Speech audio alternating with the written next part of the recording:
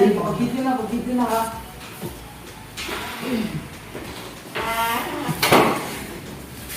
Okay, good morning class. Good morning, teacher. How are you today?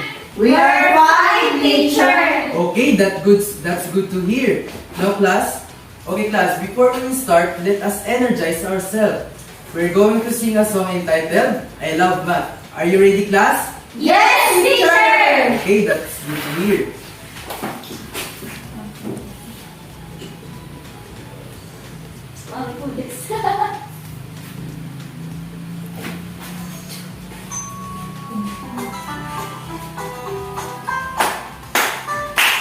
Ayan.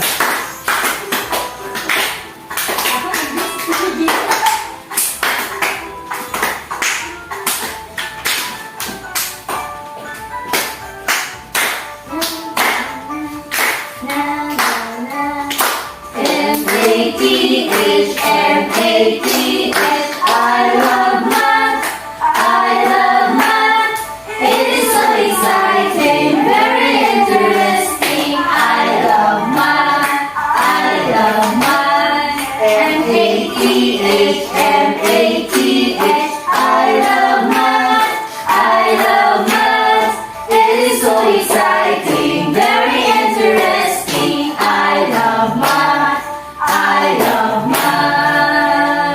T-H-M-A-T-H, I love math, I love math.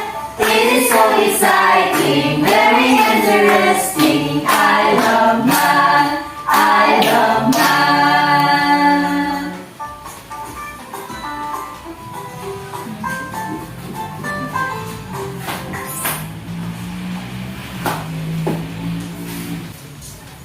Okay, you may take your seat. Thank you, teacher. Okay, is there any absentee today? Non, teacher. Okay, very good. Since all of you are here, let's start our day. So yesterday, we discussed the uses of less than, greater than, and equal symbol in comparing whole numbers.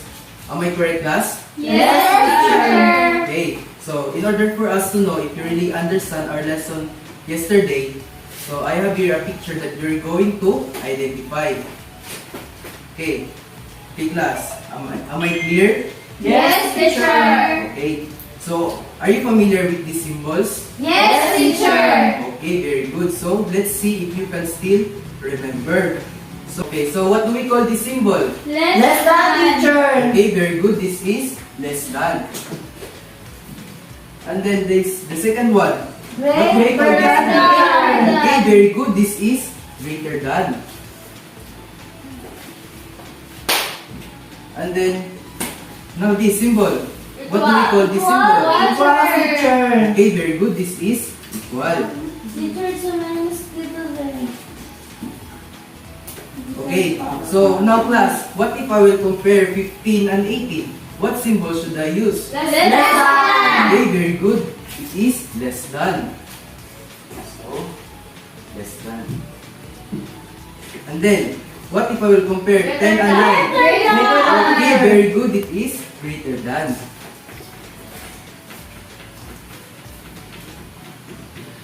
And then, 100 and 100. Okay, very good. It is equal. Very good. All your answers are correct. Class. Okay, now class, I have here a set of pictures. Okay. I want you to examine them carefully. If you think the first picture is greater than the second picture, you will shake your hands. Okay? And on the other hand, if you think the second picture is greater than the first picture, you will clap your hands. 1, 2, 3. Am I clear, class?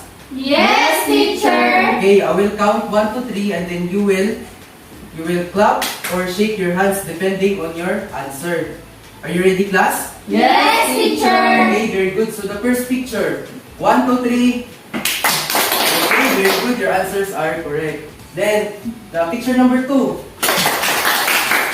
Okay, very good. The third picture. Okay, very good. It's correct. Then, the fourth picture. Okay, very good. Your answers are correct. Then, the fifth picture. Okay, very good. All of your answers are correct. Okay. Now, class, what can you say about our activity? Me teacher, me Okay, teacher. Lilian. I think our activity is all about identifying and comparing object picture, which of them is bigger and smaller. Okay, very good, Lilian. You have a great idea. Okay, what else? Me, teacher. Yes, Nicole. I can say it's about comparing complete and incomplete objects which has more and less piece. Okay, very good. Now, class, based on our activity, what do you think will be our lesson? Me this teacher. morning? Yes, Jivanika. I guess about comparing fractions. Very good. Our topic for today, or our lesson for today, is all about comparing fractions. It's all about comparing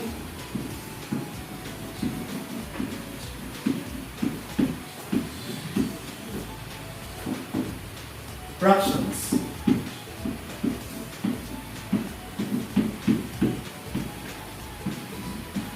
Okay, can you read it again? Comparing fractions. Okay, very good. But before we proceed to our new lesson, can you read the message that I attached here on the board? Yes, teacher. Okay. Okay, so, okay class, can you read? Lesson attentively, participate actively, behave and sit properly. Very good. Can I expect that from all of you? Yes, teacher. Okay, very good. Today we're going to use our comparing skills in comparing fractions. But remember, we can only compare fractions if we are referring to the same thing. Okay. Say for example, one half of this chalkboard and one half of this book are the same. No! Why?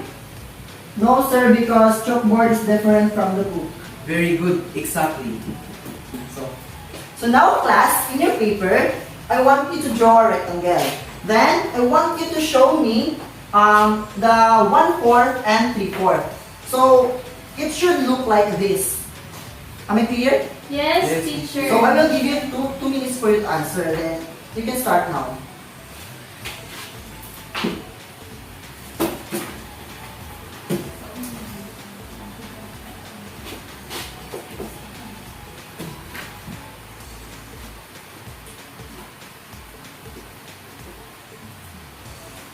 So, time is up. Are you done? Yes, teacher. So, you, Christine, can you show your answer here in the board?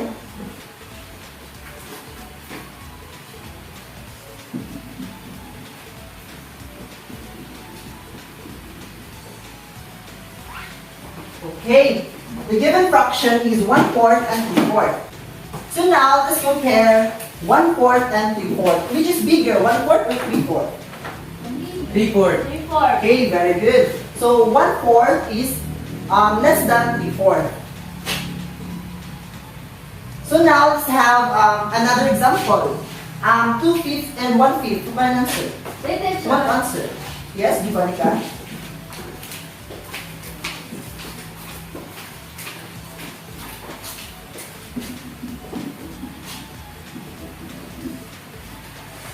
Okay, the given fraction is 2/5 and 1/5. So class, which is bigger, 2/5 or 1/5? 2/5. Okay, 2/5 is greater than 1/5. And then, now, let us compare these to another fractions. 5/8 and 3/8. Who wants to answer this? Me, teacher. Okay, okay, Nicole.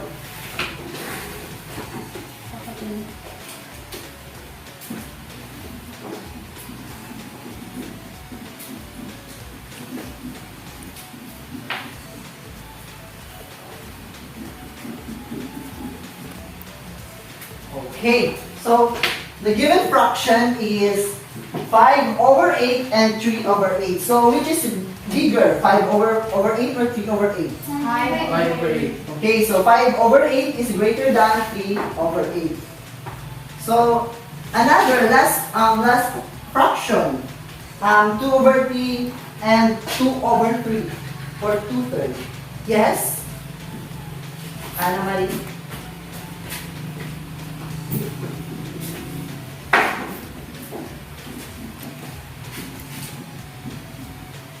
Okay, now class, the given fraction is 2/3 and 2/3. So, which is bigger? No. Yes, They are all they are equal.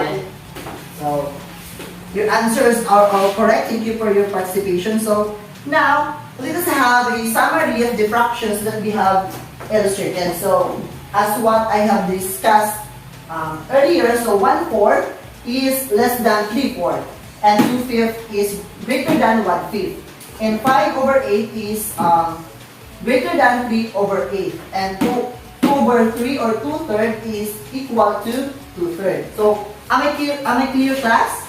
Yes, teacher. Very good. So now, class, based on our discussion, what can you observe on the fractions that we have compared? Me, teacher. Yes, Christine? Some fractions, numerators are bigger and some are smaller. Okay, you get it right. What else? What can you say about the denominators? Me, teacher. Yes, Jivanika? Each of the compared fraction has the same denominator, sir. Yes, that's right. So, what does the numerator tell us in comparing fractions with the same denominator? Me, teacher. Yes, Stephen? Sir, the bigger the numerator is the greater. Okay, excellent. Your answer is correct. So now, I have here another question. So now, how are we going to compare fractions with the same denominator? Okay, Nicole? Sir, we can compare fractions with the same denominator by just comparing their numerator. The bigger numerator is the greater. Yes, very good. So we can compare fractions with the same denominator by just comparing their numerator. The bigger numerator is the greater. So, am I clear, class? Yes, teacher. Okay, so now, class, let us test your skill in comparing fractions. So, I have here a problem, and all you have to do is to solve the given problem. Understand? Yes, teacher. Okay, so the direction is read and analyze the problem carefully. Compare them using the symbol greater than, less than, or equal. Then show your solution on the board. And I will give you 5 minutes for you to answer. So, am I understood? Yes, sir. Okay, so here's your problem.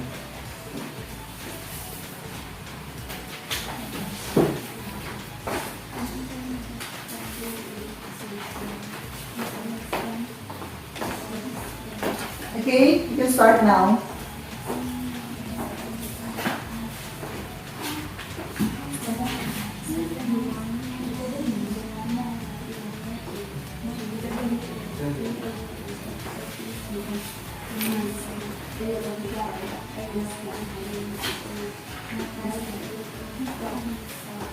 Saan pa lang, sir? Yes. Saan pa lang answer lang yun? Yes. You are done answering.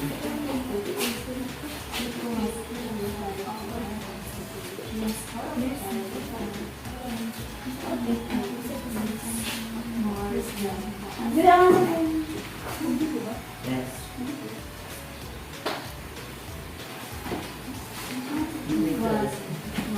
So since your time is up, are you done? Yes, teacher. Okay, now, you will going to report your answer here in front. It's okay. It is okay to you? Yes, sir. Yes. So let's start with the question number 1 or the problem number 1. Come here in front. Juana ate 3 over 8 of the pizza, while James ate 5 over 8 of the pizza. Who ate less? 3 over 8 less than 5/8. So okay, let's correct her answer. So That's done. 3 over 8 is less than 5/8. So who ate less? Based on the question, who ate less? So Joanna ate less. So you're correct. So let's proceed to question number 2.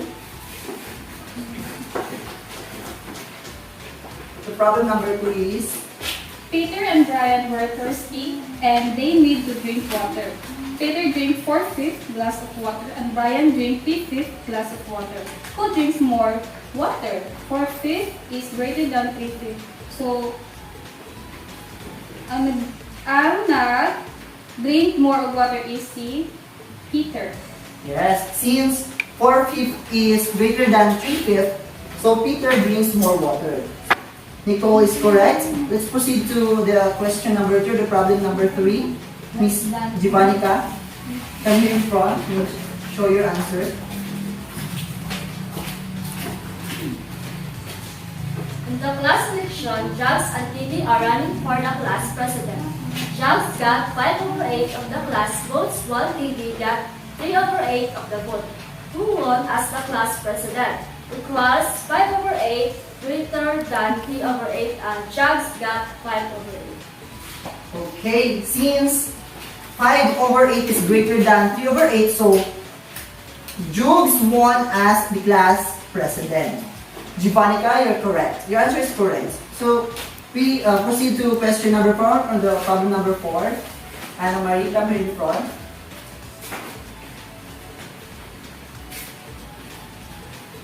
Kiko has 3/5 of an apple.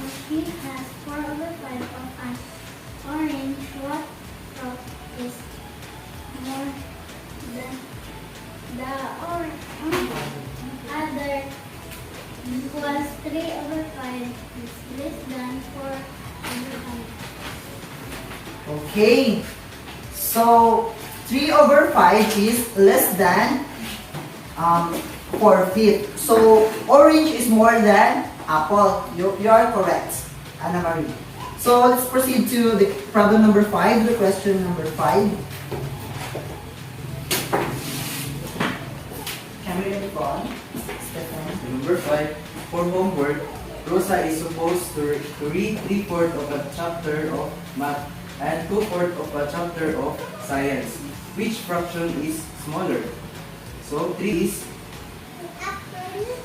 greater than 2/4. So 2/4 is smaller. Yes, very good. Your answer is correct. So, class, thank you for your participation. And very good. All your answers are correct. So, let's give 5 claps. 1. Okay. So, since you already understand our lesson, now I want you to get one whole sheet of paper and answer the question. So this is your activity. So please read the direction. Compare the following fractions using the illustration. So this is the illustration. So all you have to do is to compare the fractions. B. Compare the given fractions. Use less than, greater than, or equals. Letter C. Analyze and answer the problem. So please read the problem number 1. Which is longer? A stick that is 3/4 meter long or a stick that is 2/4 meter long? Question number 2. Joey ran 1/2 kilometer while Kevin ran 11.2 kilometers. Who runs farther? Question number 3. Mother both buko pie, I ate 2/4 of it and give 2/4 to my sister. Who ate more? So, is this clear? Yes, teacher. So, we can start now.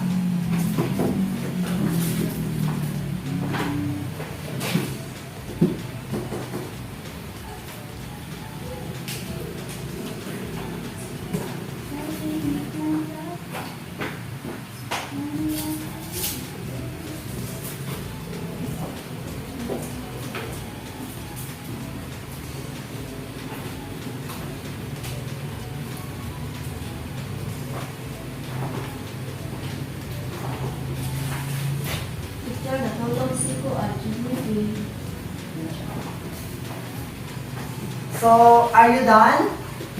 Yes, Yes, teacher. Since you are done, kindly pass your paper in front.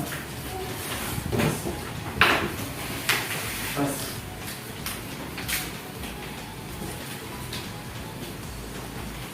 Okay. So now, for your assignment, I want you to answer this. So kindly read the direction.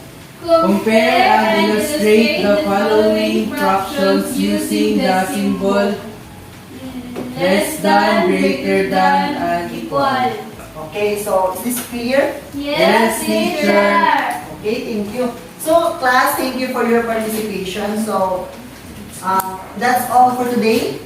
Goodbye, class. Goodbye and thank you, teacher.